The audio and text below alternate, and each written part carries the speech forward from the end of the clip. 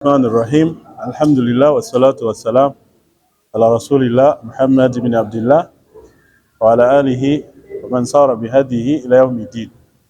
أما بعد تبارك الله سبحانه وتعالى atusobozesezza okubeera nga tuli mu bantu abasadde swala ya asr. Tumusaba Allah akkirize swala yaffe. Allahumma amin. Tuzaako okusalira ekitiibwa Muhammadin sallallahu alayhi wa sallam.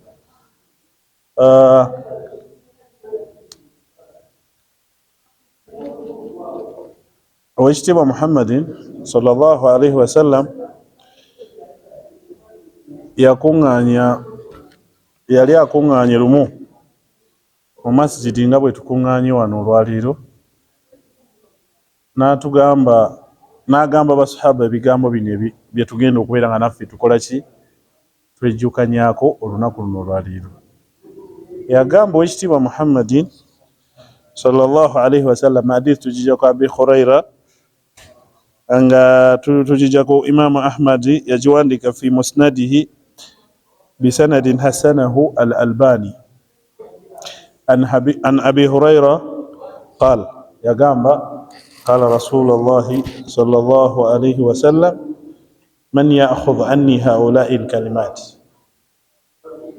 man ya'khudh anni haula'i al-kalimat فيعمل بهن أو يؤلمهن من يعمل بهن. قلت أنا يا رسول الله، قال فأخذ بيدي فأدى فيها 5 وقال اتقوا المحارم تكن أعبد الناس، وارض بما قسم الله لك تكن أغنى الناس، وأحسن إلى جارك تكن مؤمنا، وأحب للناس ما تحب لنفسك تكن مسلما، ولا تكثر الضحك فإن كثرة الضحك تميت الكلب. Bigambo ebyo twagala okubeera nga tukola ki, twegasa nabyo olunaku luno olwaleero.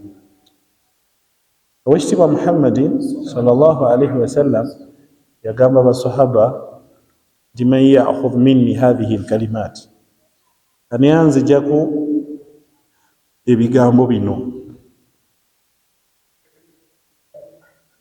ya'mal bihinna, wanaaba amaze okubinsomako abikolereko, aw yu'allimuhunna man ya'mal bihinna, oba abisomesa omulala agenda okukola ki, okubikolerako. Abi Huraira n'agamba nti ana ya Rasulallah, Abi Huraira wagamba nti ana ya Rasulallah, nabbi n'amukwata ku mukono n'amusomesa ebigambo bimeka? 5. Ekigambo ekisooka yamugamba nti ittaqul maharim takun a'bada an-nas, nkulamira okutya ebintu byonna byomanyi nti biri haram. Takun a'bada an-nas, ojja kuba omuntu asinga okutya ni Allah. Amakulu agali mu bigambo ebyo, nabbi watugamba okutya ennyo haramu, ekyennyuma ekyakyo kitegeeza nti twekwata ennyo ku kuteeka mu nkola ebiragiro byani, bya Allah. Allah bwatugamba nti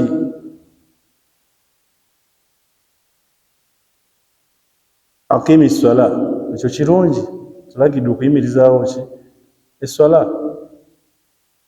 Ate mu aya endala n'atugamba nti la tushiriku billah, temugatta ku ki, ku Allah. Ati nabbi agambye nti ittaqul maharim, muyitirize nnyo okutya ki, byonna bye mumanyi nti biri haram. Takun a'bada an-nas, ojja kubeera abantu abasinga okusinza oweekitiibwa Allah subhanahu wa ta'ala. Oweekitiibwa Allah subhanahu wa ta'ala ku nsonga eyo n'atugamba mu Qur'ani ey'ekitiibwa, a'udhu billahi minash shaitani rrajim, qul innama harrama rabbi al-fawahisha ma dhahara minha wa ma batana wange gwe Muhammad sallallahu alayhi wa sallam bagambe abagoberezibwa nti harrama rabbi al-fawahish. Allah subhanahu wa ta'ala afudde al-fawahish jam'u fahisha. Fawahish kigambo kimu kibuna buli kigambo ky'omanyi nti kyaboononefu. Allah yafuula obwononefu nga buli haram, ma dhahara minha wa ma batana, obweyolese n'obwo obukoze eki obwekwese. Kubanga waliwo obwononefu nga bwankukunala nga omuntu waba bukoze n'omwana omuto agamba omusajja oyo mwononefu, Allah yabuziyiza. Ate waliwo obwokwese era nabo Allah yakola ki? Yabuziyiza. Kyava tugambye Muhammadin sallallahu alayhi wa sallam ti ittakul maharim takun a'bada an-nas. Ayagala okubanga ayitibwa omuntu asinza Allah atye nnyo ekigambo ekiyitibwa haram. Buli lw'olaba nti kino haram kikole ki? Kyesonyiwe. Inna al-halala bayyin. Mu hadithi endala yatugamba nti ebiri halaali ebikkirizibwa mu Busiraamu bikola ki? Bimanyikiddwa. Wal harama bayyin, ate n'ebiri haramu nabyo bikoze eki? Bimanyikiddwa. Wa bainahuma umurun mushtabihat, wakati wa haram ne halal waliwo ebitonotono ebibuzaabuza abakkiriza, ebibuzaabuza baki? Abasiraamu. Faman ittaka shubuhat, omuntu aneewala ebimubuzaabuza fakad istabraa lidinihi, ajja kuba yejjeeredde ye mwennyini yejjeereza n'eddiini ye. Amakulu nti ajja kuba ali safe, kubanga buli kintu ekirimu okukubuzaabuza w'okikola olumwoga oba nkoze kituufu oba nkoze kifu, kati eddiini egambe kyesonyiwe. N'agenda mu maaso n'atugamba faman waqa'a fi l-haram faman waqa'a fi shubuhat. Naye mwana wattu gw'olemerako n'olemera ku kintu ekikubuzaabuza tomanyi kikkirizibwa tekikkirizibwa, naye n'osigala ng'ogamba ndaba abasiraamu bangi bakola ki? Bakikola, nange kankikole. Faman waqa'a fi shubuhat, omuntu akola ekintu kyonna ekimubuzaabuza waqa'a fi l-haram, aba agudde mu ki? Mu haram. Amakulu agakirimu nti twewale nnyo okugwa mu haram, n'ebyo byonna ebitubuzaabuza mu Busiraamu tubikole ki? Tubireke until we get clarity, paka we tunaafuna obujulizi nti kituufu tukigende mu maaso nakyo oba kikyamu tukole ki? Tukyesonyiwe. Because empaji al-usul, ebikolo by'eddiini bye tulina okuba nga tetuleka nga tetumiisinga temuliimu kikola ki? Kibuzaabuza, biri clear. Omusiraamu ayo muntu alladhi yashhad an la ilaha illa Allah, akkiriza nti teri kisinzibwa mu butuufu bwa kusinzibwa okuggyako ani? Allah. Wa anna Muhammadan rasulullah, era n'akakasa ne Muhammad sallallahu alayhi muddu wa Allah ate kiki? Mubaka we. Kati kasitomala okuba n'ekyo kyekisumuluzo ky'Obusiraamu, kati awo Allah akubanja eswala. Eswala waliwo fenna abuusabuusa eswala eziri wajibu kuffe fenna, waliwo abuusabuusa ziri mmeka mu lunaku? Fenna tukakasa ziri mmeka? 5. Kati tusaale ez'ettaano zitukola ki? Zitukakasa. Okuwa zaka tekiriiko nkaayana. Okusiba mwezi gwa Ramadhan fenna tukkiriza nti Allah yatulalika kusiba mwezi gwa 9 gwaki? Gwa Ramadhan. Ebyo byonna biri halal, tebiriimu kubuzaabuza. N'okukola hijja eri abo Allah bawadde obusobozi nakyo tekiriimu kubuzaabuza. Kati waliwo matters, waliwo ensonga endala nga ziri mu branches min furu'ul Islam naye nga zibuzaabuza. Kati ezi zibuzaabuza oba toyagala kugwa mu mahari, oba toyagala kugwa mu Allah be yagaana, zireke until you get clarity, paka ng'ofunye conclusive evidence nti bikkirizibwa tebikola ki? Tebikkirizibwa. Ekyokulabirako ani ayinza otuwayo ekyokulabirako ku bintu ebikolebwa mu Busiraamu naye ate abamu babikola abalala tebabikola ne bibabuzaabuza. Esebo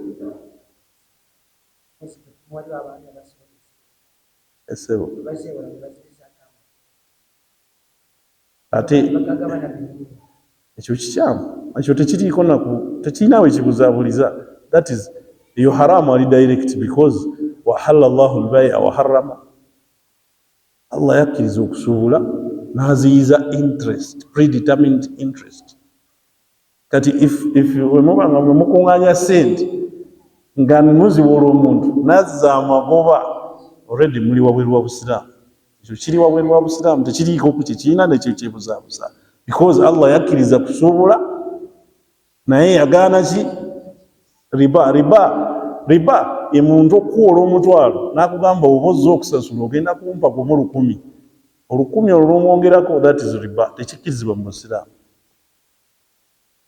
So ate mu Busiraamu bukkiriza okuwola naye tebukkiriza riba. Kati ekyo tekibuzaabuza. Simanyi oba waliwo omulala ayinza otuwa example esebo. Amayirungi sigalinaako nnyo kumanya, kubanga first of all amayirungi gatwalibwa mu vitamiins oba nedda? Gatamiiza sigalyangako, simanyi ani amanyi amayirungi gatamiiza tegatamiiza? Aina ilimu kwekyo atuyambe. Tetugenda kusala musango, tuli mu kusoma. Gatamiiza kati wekiba nga kitamiiza era nakyo kiri haramu, because tekibuza twagala bibuzaabuza. Waliwo mu Busiraamu ebintu bingi nga bibuzaabuza, kati byetwagadde okutegeera. Naye amayirungi gatamiiza, nekino ekya riba nakyo tekikkirizibwa. Ebyo si bye tuliko, ebyo biri haramu completely. Seeka tuyambe. Obulidde Omusiraamu kyayogedde. Abasiraamu bangi batuula ne basoma edduwa ng'omufu afudde nga wayiseewo ennakumeka. Nga if you look at it, the practice kye bali mu kukola oba okitunuulidde kirungi, naye ekikifuula ekikyamu kiki?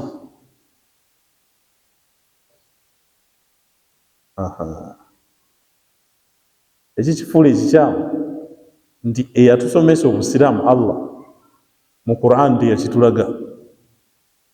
Omubaka gwe yatusindikira Muhammad sallallahu alayhi wa sallam yafiirwa omukyala we Hadija, n'afiirwa almost abaana be bonna okuggyako abatono ennyo, n'afiirwa basahaba, n'afiirwa emikwano biki, naye talina gwe yaziika.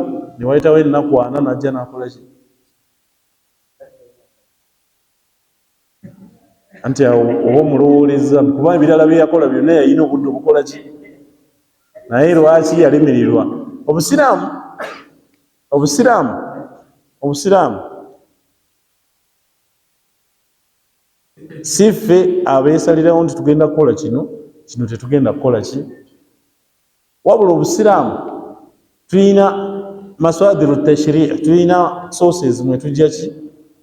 Obusiraamu the primary source esookerwako ejibwamu Obusiraamu al-Quran al-Karim, ye Quran. Kati Qurani wetumala ogifuna ne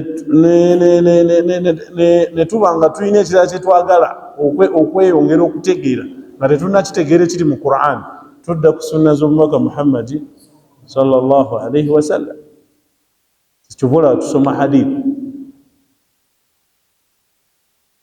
ne wabeerawo kye bayita al-qiyas, analogy, okukola qiyas, okugeraageranya. Ne wabaawo ijma' al-ulama n'abamanyi kye bakoze ki, kye beegasseeko. Kati those are the 4 sources of Islamic law mwe tujja amateeka mu ki? Mu Busiraamu.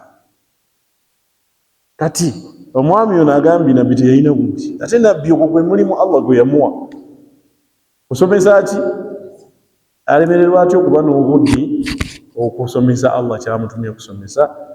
Tukakasa nga muganda waffe akyogedde naye nga abadde kwegamba layajizimu takirumirako mannyo nti kyekyo kyaliko, kubanga okiremerako ennyo kiyinza okututwala ki?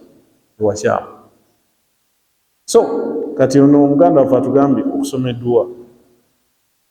Nabbi Muhammad sallallahu alayhi wa sallam yatugamba nti idha mata ibn adam omuntu bw'aba afudde inqata amaluhu illa thalath omuntu bw'afa aba takyalina mulimu gw'asobola kukola kugufunamu mpeera okuggyako ebintu bya mirundi emeka 3 byokka byafunamu empeera naye byonna ekyewuunyisa alina okuba nga yabikola muki mulamu mulimu kimu kyenjagaddemu au waladun salih yad'u lahu nga yaleka omwana omulongoofu akola ki amusabira kitegeeza okusabira omufu kiki kikkirizibwa nabbi mwenyini yatugambye wabula okutuula ne tugamba nti tumusabira after 40 days kyekikyamu because nabbi ate ekyo teyakola ki teyakikola so okusabira omufu kituufu naye ogamba nti musabira buli luvannyuma lw'olunaku 4 okuva lwe twamuziika that is wrong because the prophet never did what teyakipracticing ate eddiini tugisoma ku Allah n'okumusomaka Muhammadi sallallahu alaihi wasallam kiringa ng'okugamba nti abafu tujja kubasabiranga edduwa mu nnaku 10 ezisembayo mu Ramadan abasiraamu bonna bakikola naye it is wrong because nabbi mu nnaku ze 10 ezasembayo togenda kutolina ojja kusoma okujjako ng'oli atuleetedde okumanya okupya nze nga nze senaba kusomako nti nabbi mu nnaku 10 ezisembayo yayitanga abasiraamu ne bakola ki ne basabira abafu so nga ate yatugambye nti ebigasa omufu oluvannyuma lw'okufa omuntu okubanga yaleka omwana omulongoofu ng'akola ki kati nabbi yasomesa nti tusabira ddi abafu bw'oba osadde n'osoma tahiyatu neggwayo mulimu edduwa nga zo ziri mashuru ne muswala mwennyini yazitusomesa nabbi Muhammad sallam rabbi ighfirli wa liwalidayya warhamhuma kama rabbayani saghira ay Allah sabu nsonyiwe nsonyiwe ne bakadde bange ate era obasaasire nga bwe bansaasira nga bankuza okuva mu buto kati omuntu kitegeeza buli lw'osaala ekitone ennyo ojja kusabira abafu bonna bonna bakadde bonna abalala ojja basabira buli lunaku emirundi emeka ku sunna naye ku kyaffe kyetwagala mu mwaka tujja basabira omulundi gutya mu 10 erisembayo mu Ramadan ku 2 kyekisinga obutuufu obusiraamu bwayagaliza nnyo abafu baffe tubasabire buli lunaku not only once a year so tuddeyo ku hadithi yaffe gyetubaddeko nabbi Muhammad sallam atugambye intakul maharim takun abada nnas tya nnyo ebintu ebiri haram ojja kuba omuntu asinga okusinza Allah subhanahu wa ta'ala tekijja kukirwako nnyo ekyo tujja genderawo ddala ku hadithi y'omubaka Muhammadin sallallahu alaihi wasallam etwongera okututangaliza obuzibu obuli mu kukola haram nabbi waffe Muhammad sallam agamba ti la alamanna aqwama nina abantu bangi bemmanyi min ummati ab'omu mulembe gwange mu kibiina kyange yatuuna yawma alqiyama bihasanat bagenda kujja ku lunaku olw'enkomerero nga balina emirimu emirungi mingi amthalu jibalu tihama okumanya nga kijja kuba mingi lijja kuba giyenkanankana ensozi kati ffe wano olusozi ki olusinga obunene lwe tumanyi ndowooza Elgon oluno oluli embaale tulina ne Renzori z'ensozi zonna nnene Allah nabbi agambye nti amanyi abantu mu umma yenu abagenda okujja yawma alqiyama nga balina emirimu emirungi mingi gyenkana ki ensozi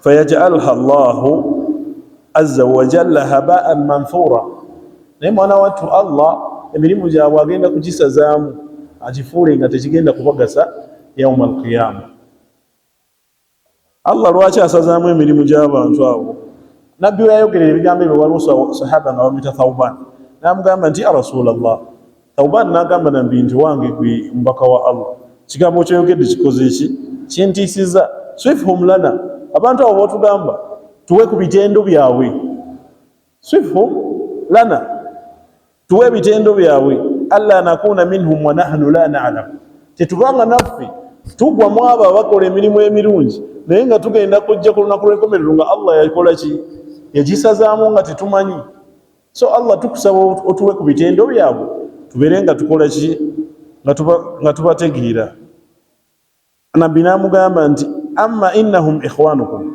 abantu abo nno tebali wala nnyo nammwe baganda bammwe ekyokubiri wa min jildatikum baina ensusu ng'ezammwe ze mulina mba baddugavu nabo baddugavu nga mmwe wa ya'khudhuna min al-layli kama ta'khudhun bazuukuka ekiro mwana wattu ne basaala nga mmwe mukola ki bwe muzuukuka ne musaala ekiro walakinnahum aqwamun idha khalaw bimaharimullahi intahaquha ekigenda obbasuula mu buzibu nti we baamala ng'okukola ebyo byonna ebirungi ate baamala ne beedibaga ne bagwa mu kwonoona ne bagwa mu haramu ne bagwa mu riba ne bagwa mu kutamiira ne bagwa mu buli kika kya riba buli kika kya haramu kati obu akabenje lwaki nabbi atugambye nti ittaqul mahari twewale nnyo tutye nnyo okugwa mu haramu tujja kuba abantu abasinga okusinza Allah kubanga ate haramu wetumulemerako ate emirimu gyaffe gyonna Allah ekola ki agisazaamu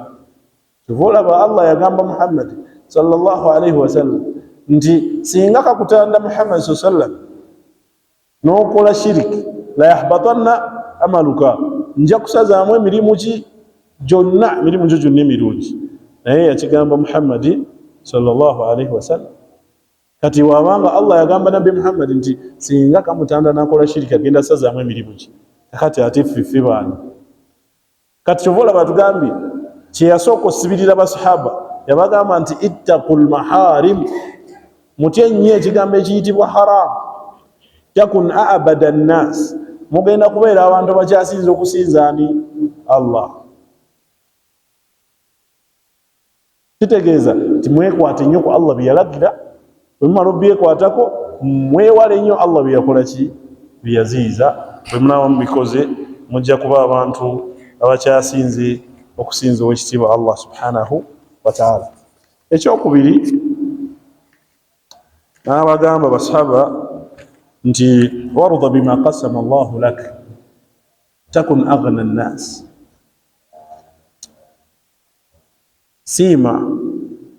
siima nnyo Allah kyakuwadde oba ng'oyagala okuba omugagga kubanga omuntu atasiima Allah ne bwamuwaaki tagenda kukola ki tajja kukakasa nti mugagga ati Allah gambye nti ayagala yenna okukakasa nti oli mugagga arida bima qasama Allahu lak the solution is only to appreciate okusiima ekyo kyonna Allah kyakoze eki kyakuwadde olyoka okakase nti oli mugagga bannange fenna kasooba ng'okyalina omukka ogw'obulamu ng'okussa tuli bagagga wabula obugagga bwaffe bwawukana naye tetukola ki tetukimanyi tubolaba nabbi Muhammadin sallallahu alaihi wasallam atugambye nti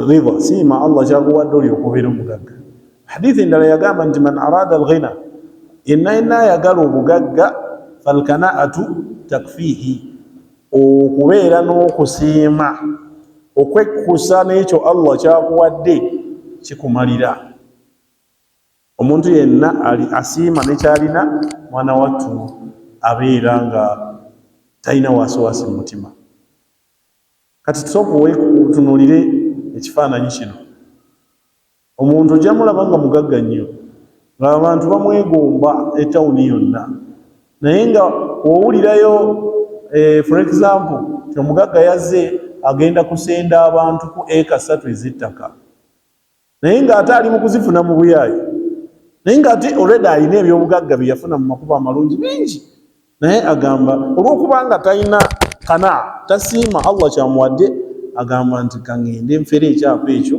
abaliko bonna nkole ki bagujeko naye nga bo bamasikini tebalina kyebakola ki kyebalina lwaki omuntu atuuka ku mbeera eyo butaba na kusiima Allah kyakoze ki kyakuwadde bwe tuba twagala okusiima Allah kyatuwadde fomula eri emu yokka kutunuulira abatuli wansi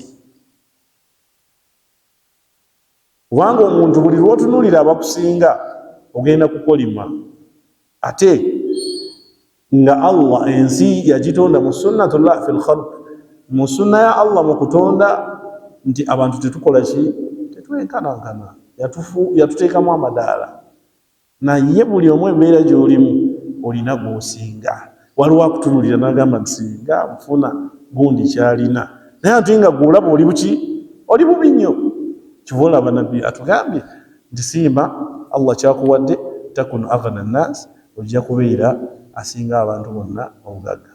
Ekirala, Allah subhanahu wa ta'ala mu Qur'ani muno yatugamba nti alina obusobozi obutugaggawaza ffenna nga tuli bagagga nga bwe twagala okubeera. Naye lwaki akikola ne tubeera mu mbeera zino weeziti nga tulimu amadaala ag'enjawulo? Kubanga ye atumanyi nnyo okusinga ffe we twemanyi. Akimanyi nti singa mpa akawumbi nemba nako mu nsawo wano ngenda kutabuka, bajja nakuŋŋamba nti jangu osomeseko abasiraamu bagayisiriiwo, ndi bizi. Gwe omusiraamu abadde asalira ku layini esooka wano ng'olina kapito wa miliyoni 2, singa Allah akuwa obukadde 10 oyinza obutaddamu kusaala swala ya jama wa ddiini. Lwaki? Allah subhanahu wa ta'ala akugezesezza ne fitina. Albaal, fitina eyitibwa emaali, fitina nnene nnyo ku bulamu bw'omuntu. Kati Allah olw'okuba atumanyi n'atuteeka mu mbeera buli omu gy'amulabiramu nti yajja okumusobozesa okutuuka mu maaso ge ng'akoze eki? Ng'amusiimye. Allah subhanahu wa ta'ala atugamba, a'udhu billahi minash shaitani rrajim,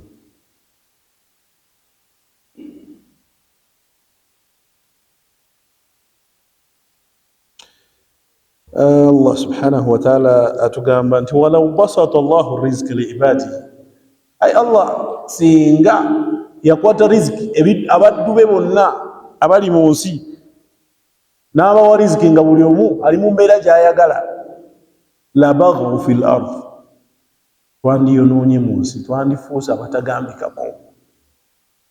La baghaw fil ard, twandibadde nga twonoona mu nsi. Walakin yunazzila bikadrihi ma yasha, naye Allah olw'okuba akimanyi nti watuwa bye twagala tugenda kwonoona, yunazzila bikadrihi ma assa ku buli omu mu kigero kye nga bw'aba akoze eki? Nga bw'aba ayagadde. Lwaki? Innahu bi ibadihi khabirun basir, lwakubanga ye ebitonde bye abaddu beffe atumanyi, atulinamu obukugu, ate atulaba ekiro n'emisana, atulinako surveillance. Kati Allah subhanahu wa ta'ala kyova olaba atuteeka mu mbeera z'aba atutaddemu, kubanga tunaafuna sente tujja kugwa eddalu, ibaada zino tuziveeko, tutandike okugenda ng'ogamba abantu nsobola okukubba oluyina nkusasula n'okusasula, olw'okubanga ofunye eki? Sente. So Allah buli omu n'amuwa riziki okusinziira ku ki? Ku level gy'ajja okusobola okubeera ng'asigala nga musiraamu, asobole okutuuka mu maaso ge nga Allah subhanahu wa ta'ala akoze eki? Amusiima.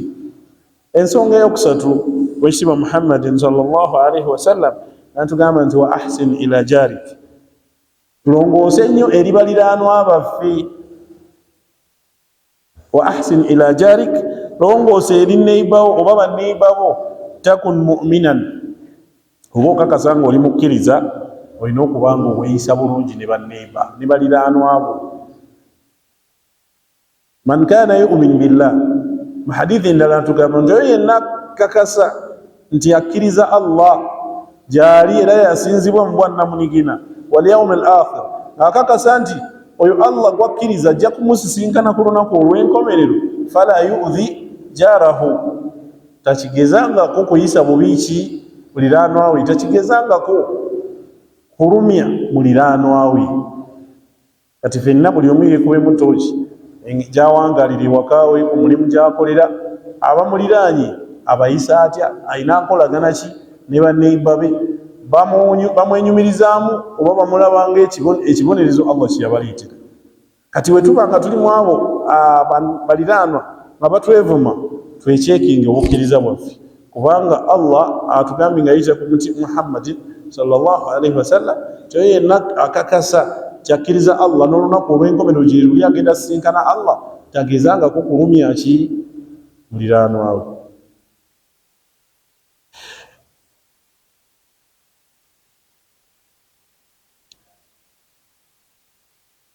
Waliwo wano ekyafaayo tukijja fi al-Bayhaqi bisanadin sahahu al-Albani, atugamba nti anna rajulan kaal, omusajja ajeewa Nabi Muhammadin sallallahu alaihi wasallam n'amugamba, ya Rasulallah, wange omubaka wa Allah, dulluni ala amalin idha amiltu bihi dakhaltu aljanna.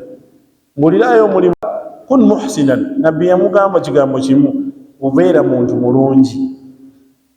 Kun muhsinan, beera muntu mulungi. Omwami ono teyamatira n'agamba ya Rasulallah, kaifa a'lam anni muhsin, n'amanya ntya nti ndi muntu mulungi? Kubanga nkubuuzizza omulimu gwe mba neekwatako okunyingiza ejjana, oŋŋambye mmere ki? Muntu mulungi. Naye n'ategeera ntya nti ndi muntu mulungi? Kusaba ompeeyo akabonero kwendabirako nti ndi muntu mulungi. Nabbi yamuddamu ekigambo fetwandibadde tusuubira nti nabbi yandimugaye olaba ng'osaala nnyo, olaba ng'osiiba nnyo, olaba ng'osula mu muzikiti, olaba ng'owaayo nnyo, ogenda kuba oli muki? Mulungi. Nabbi yamugamba nedda, yamugamba nti sal jiranek, oba oyagala okumanya nti oli mulungi buuza baliraanwa bo. Genda ng'obuuza ku baliraanwa bo, bannange ndi muntu mulungi ndi mubi? Baliraanwa bo kye banaakuddamu kyekiki? Ng'emazima nabbi yamugamba nti sal jiranek fa in qaalu innaka muhsin, bwe banaagamba nti oli mulungi fa anta muhsin, ako kajja kuba akabonero akakakasa nti oli ki? Oli muntu mulungi.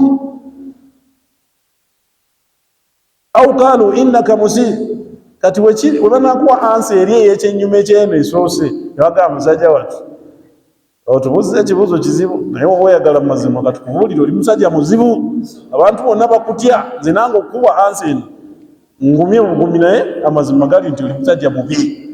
Abaneiba bo bwe banagamba nti oli mubi, fa anta musii, kimanye nti oli muki? Mubi.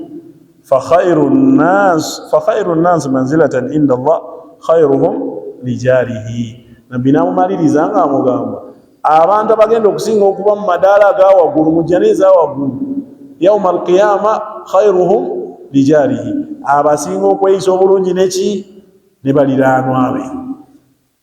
Kati obusiraamu butugambye ahsin ila jarika takun mu'minan, longoosa eri banneiba bo baliraanwa bo bw'obanga oyagala okuba omukkiriza. Obusiraamu tebukoonagana. Mu hadithi endala nabbi yagamba man kana yu'min billah, oyo yenna akakasa nti akkiriza Allah, wal yawmil akhir, n'olunaku olw'enkomerero alukakasa nti ajja sisinkana Allah, fala yu'dhi jarahu, tagezaako kuyisa bubi ki? Muliraanwa we. Olabye we bigatta hadithi bbiri za njawulo, naye amakulu gonna gakomawo ku kigambo kimu. So abasiraamu tweyise bulungi eri banneiba baffe. Abasiraamu kibi nnyo okubeera ne muliraanwa wo nga temukolagana. Musiraamu oba si musiraamu, omuliraanwa bwokya mmeka? Bwokya bbiri. Olwo lugero lwa wano. Bw'ofuna ekizibu muliraanwa wo yakola ki? Yasooka okukola ki? Okukimanya. Kale n'olwekyo twandibadde nga tweyisa bulungi eri ekigambo ekiyitibwa muliraana, kubanga muliraana kintu kikulu nnyo. Jibril alayhi salam yalaamira nabbi Muhammadin sallallahu alayhi wasallam okweyisa obulungi ne banneiba be, mpaka nabbi Muhammadin sallallahu alayhi wasallam bwe yatuuka ekiseera n'alowooza nti omuliraanwa Allah agenda kumuwa share ku inheritance. Kusinziira engeri gy'annaamidde okweyisa obulungi ne muliraanwa wange, natuuka ekiseera n'endowooza nti ku miraafu, ku maali y'omufu ng'afudde, Allah agenda kwatako share agiwe ki? Agiwe neiba. Olw'obukulu bwaki? Nabbi bw'atyo yatuuka ekiseera n'alowooza nti Allah neiba jamuwaako ne ku share y'omufu ng'afudde. Naye teyamuwa Allah, wabula nabbi ayagadde kutulaga obukulu obw'ekweyisa obulungi eri abantu. Waliwo ekyafaayo kyali kya Imaamu mwerabidde, naye nakyo kitulaga obulungi obw'ekweyisa obulungi eri banneiba waffe. Abu Hanifa, al-Imam Abu Hanifa yalina muliraanwa we, nga muliraanwa oyo muwuulu, talina mukyala. Kati ate Abu Hanifa olw'okuba yali imaamu amaanyi nnyo, we yavanga okusaala Isha n'adda ewaka ng'ayagala asaaleko, asome ku bitabo bye, azuuke asome ku Qur'ani, asaale, akole ibadaati ez'enjawulo ez'ekiro. naye mwana wattu neighbor we muliraanwa we ate ye nga tamukkiriza kweyagala. Muliraanwa we yasulanga ayina eŋŋoma nga waawulira ekiro ng'azuukuse ali board ng'atandika okuba eŋŋoma ye azina amazina waayimba akola ki, amakulu yali amukolerawo kye bayita ka noise pollution, nga tamukkiriza ku concentratinga mu kusoma bitabo bye, tamukkiriza ku concentratinga mu kusoma Quran, tamukkiriza mu concentratinga mu kusaalako ekiro. Nga bw'onaaliraana omuntu ekidongo nga kye neighbor, your immediate neighbor is a disco. Ozuukuka ekiro oyagala kusaala naye endongo eri ekuba n'amabaati gaagala kuva ku nnyumba, omaliriza nga tokose eki, tosadde, tosomye Quran, toyina kyo tokoze adhikaari. Kati Abu Hanifa ayina neighbor bw'ati. Mwana wattu olunaku lukya neighbor oyo poliisi gyemuyoola, era nga embeera ze tuzirabye nti yali wa bidongodongo, kitegeeza yalina n'emize emirala emikyamu mingi. Agenda azza emisango, ashuruta kabadathu, abapoliisi ne bamukwata ne bamutwala. Abu Hanifa akomawo ewaka alinda obudde butuuka, omuvubuka wakubira endongo alaba teri kanyigo kakola ki, kavaayo. Agandowooza leero akooye nnyo oba tannadda.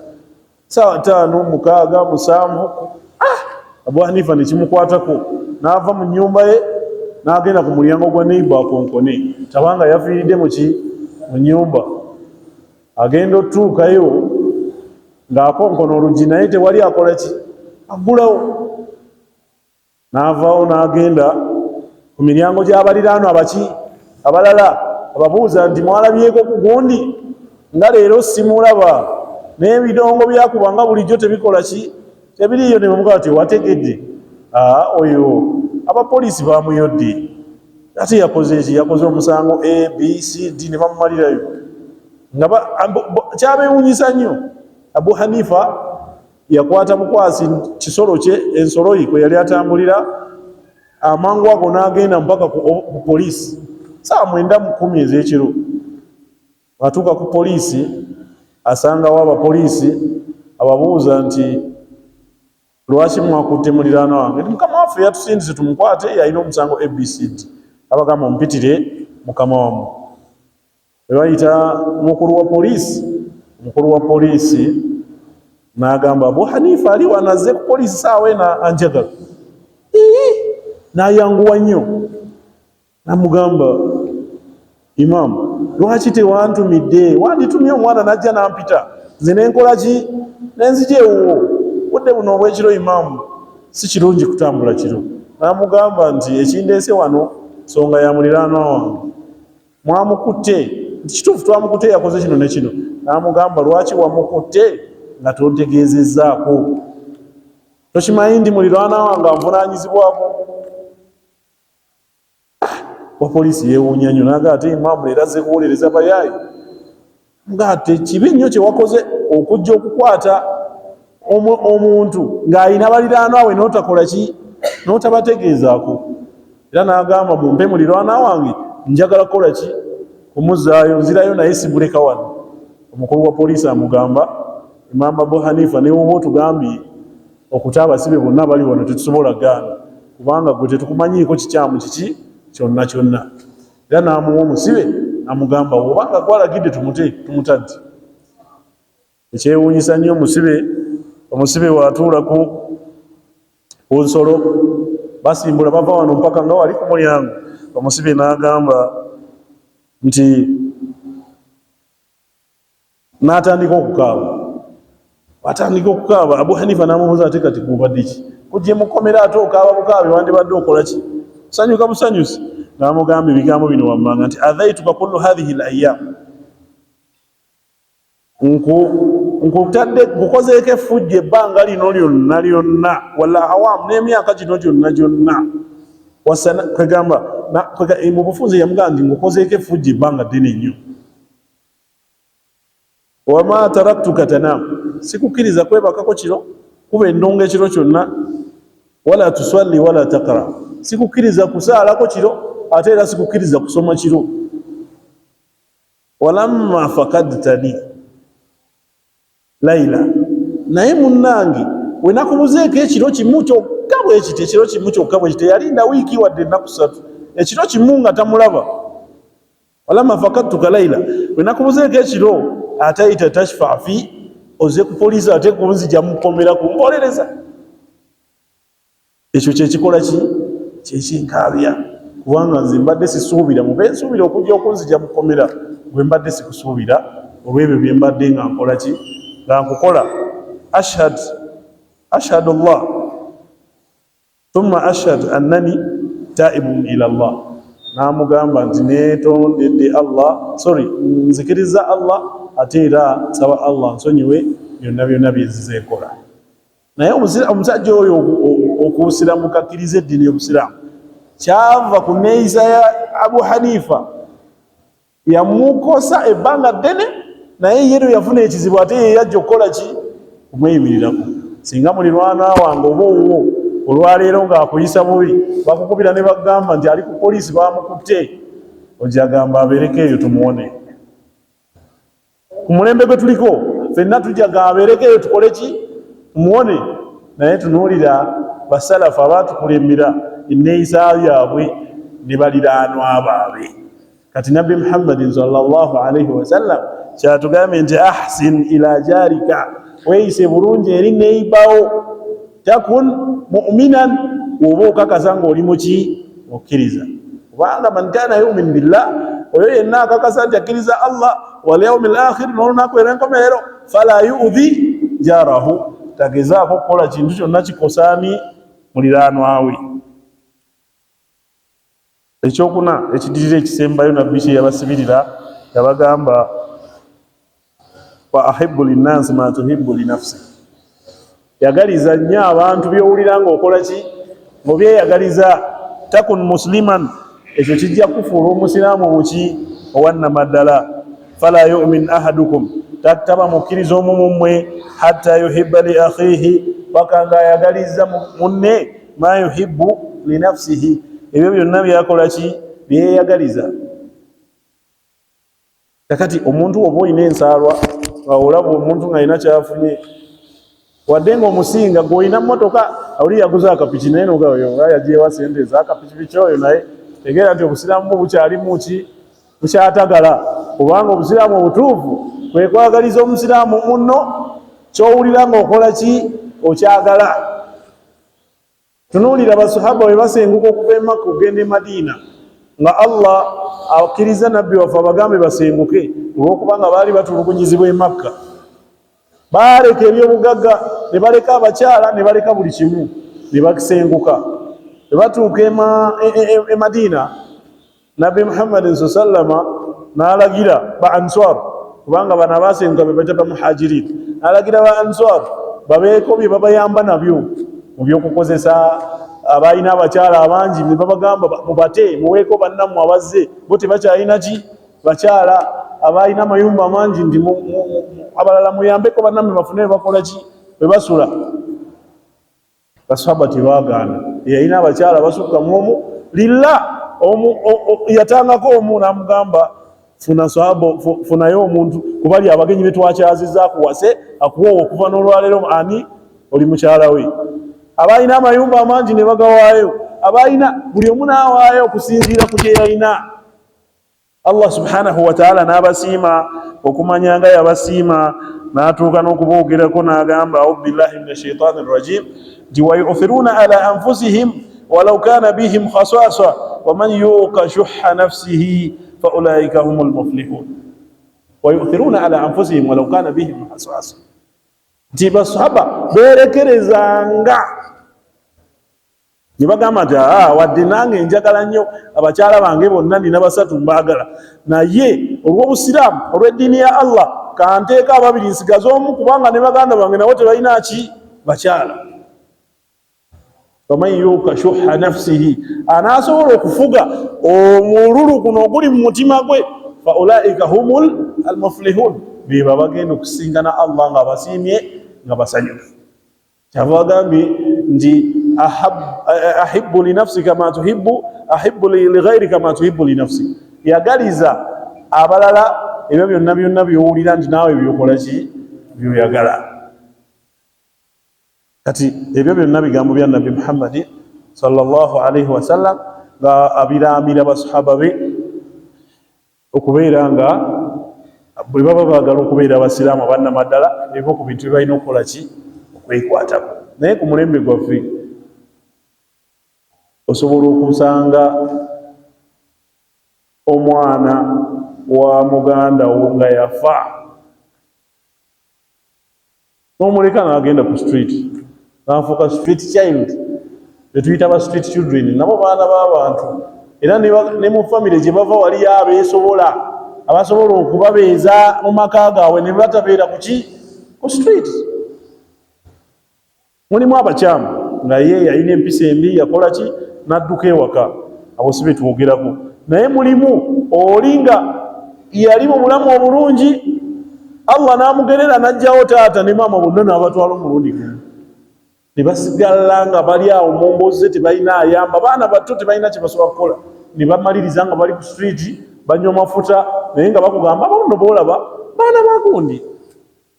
Taata abwe yali muganda wa Haji gundi, naye nga Haji yeeyagala ali bulungi avuga emmotoka za bbeeyi, naye nga abaana ba muganda we yafa bali ku street bakola ki? Abonaabona. Ati yaba teyagaliza abalala, naye ng'ekyandibadde kituufu yagaliza abalala. Ebyo byonna byowulira ng'okola ki? Ng'obeeyagaliza takun musliman, kyekigenda okufuula omusiraamu omutuufu. Ekisemberayo ddala Oweekitiibwa Muhammadin sallallahu alaihi wasallama kye yasibirira basahaba, yabagamba nti wala tukthiru dhahk, temuyitirizanga okuseka unnecessary, okuseka okutalina nsonga lwaki oseka. Fa inna kathrata dhahk, mazima ddala okuyitiriza okuseka awatali nsonga y'amakulu, tumiitu alqalb, okusekaseka ennyo nga osekera ebintu bitali mu makulu kikuleetera okufa omutima n'ofuna endwadde z'omutima. Kati ekyo tuyinza okinoonyerezaako kubanga bingi byetulabye nga Qur'ani yabyogera emyaka 1400 emabega, naye ng'olwaleero abeeyita abakugu mu sayansi bakakola ki? Bakabizuula. Ati tusobola okwewaka research, buli omu atuukirire dokita gwe yeesiga, omusawo ow'amaanyi gwe yeesiga, amubuuze relationship kyeriwo wakati w'okuseka ennyo n'okulwala omutima. Kubanga nabbi ma yantiqu anil hawa, tayogera bigambo kuva mu mutima gwe. In huwa illa wahyun yuha, buli kye yayogera waalinga bubaka okuva waani? Wa Allah. Kati tuyinza okwesanga ng'endwadde ez'emitima eziyitiridde ku mulembe gwaffe bantu kuyitiriza kusekaseka n'awatali kikola kisesa, because ku mulembe gwe tuliko tulina n'ebifo bye tugenda ne tusasula nga tugenze kukola ki? Kuseka. Omuntu n'agenda mu comedy store n'asasula $5,000, omusajja n'awemula okuva we bayingidde paka we bakola ki? Naye nga buli ate byayogera bya bwononefu, ate bwe bakola ki? Baseka. Kati awo emitima ne gikola ki? Ekirwala. Tugenda mu kandolindoli tuseka. Naye nabbi atugambye wala tukthiru dhahk, temuyitiriza okukola ki? Okuseka. Fa inna kathrata dhahk tumiitul qalb, mazima ddala okuseka okwekyeyonoonere okuyitiridde mwana wattu kutta ki? Omutima.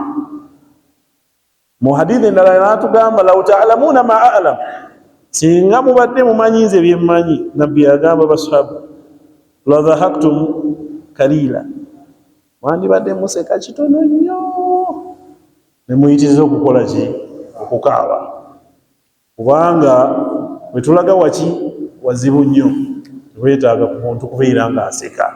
Twandibadde nga obulamu bwaffe tuwangaala nga twetegekera wali wetudda. Wazibu nnyo. Ffenna abali wano twagendako gye baziika, ffenna tuli basajja, abamu twakkako ne mu ntaana ne tuteekayo ku baganda baffe. Omala okukka mu kinnya ekyo ne baleeta akagaali kali ke baleeteramu omufu ne bakuweereza, gwali ku sayidi y'omutwe n'oteekayo n'omuzizika n'akadongo. Omuntu abadde asula mu 6x6 alina bulangiti za byoya, n'oteekako embaawo ne bamuyiwako ettaka. Singa tubadde tufumiitiriza bwe twandivudde ng'okuziika omuntu oyo tetwandizeemu kuseka watali nsonga y'amakulu ekola ki? Esesa. Tekitegeeza nti omusiraamu taseka. Nabbi yagamba wala tukthiru dhahk, kigambo ekyo tukiteeke mu quotation, toyitiriza kukola ki? So teyagamba nti wala tadhhak, toseka. Teyateekako siiru nti omusiraamu tasekera ddala. Okuseka kikirizibwa kubanga natural omuntu alaba ekimusanyusa n'akola ki? Lakin ekikyamu al ikthar, okuyitiriza okukola ki? Okuseka. Kubanga oyitiriza okuseka ate nekyakulabula era nakyo kikosaani. Gwe mwenyini oyitiriza okuseka ogenda kulwala ki? Omutima. Bw'onaalwala omutima tandika okubonaabona n'endwadde. Otunule mu bafamire yonna teri yali alwadde ku mutima, omutima nagujjawa? Kathratu dhahk, okuyitiriza okukola ki? Okuseka awatali nsonga yonna yonna y'amakulu etusesa. Ebigambo ebyo tetujja kwongerako bigambo bingi nnyo. Tusaba Allah subhanahu wa ta'ala atuteeke mu bawuliriza ne bassa mu nkola. Tusaba Allah atugase n'ebigambo bye tuwulidde. Tusaba Allah subhanahu wa ta'ala asaasire bakadde baffe, baganda baffe n'abasiraamu bonna be yajjulula ne bava mu bulamu obw'ensi. Tusaba Allah abasonyiwe byonna bye baasobya, ebirungi byonna bye baakulembeza nga bakyali balamu. Tusaba Allah abaweemu empeera enzijuvu. Tusaba Allah abawe ennyumba ey'ejjana, ate era tumusaba abakingiriza omuliro jahannam. Tumusaba Allah subhanahu wa ta'ala ffe baakyawadde obulamu buno atuwa okutegeera lwaki abutuwadde. Tumusaba Allah atuteekemu abo abakozesa obulamu buno okumusinza. Tusaba Allah subhanahu wa ta'ala obulamu bwakyatuwadde atugabire riziki ya halal, atukengerize haram. Tumusaba Allah atuwa obugagga obutatukafuwaze. Tumusaba Allah atukengerize obwavu obuyinza okutukafuwaza.